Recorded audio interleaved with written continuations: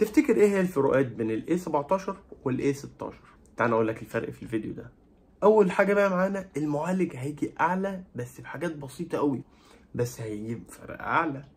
والفرق اللي بعده الجهاز هيجي بالشكل الجديد، الشكل اللي هو هيبقى هيجي زي ال A56 اللي هو الكاميرات كلها في مستطيل واحد او في شبه منحرف واحد، الشكل الجديد يعني عموما، وده الى حد ما هيعجب الناس.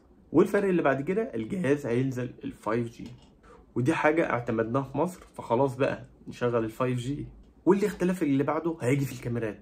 طبعا انت انبهرت، الكاميرات هتيجي اعلى؟ لا، نفس الاستاف، الكاميرات الخلفية زي الامامية.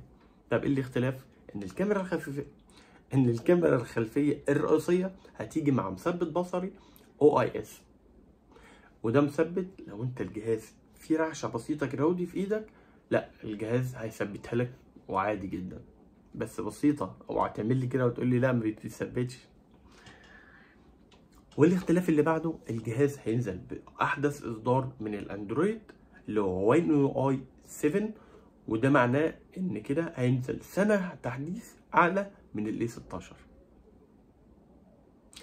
والاختلاف اللي بعده ان الجهاز في اصدارات منه بيدعم الاي سيم.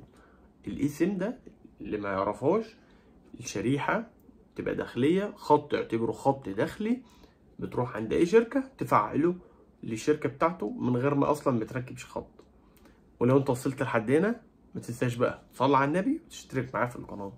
سلام.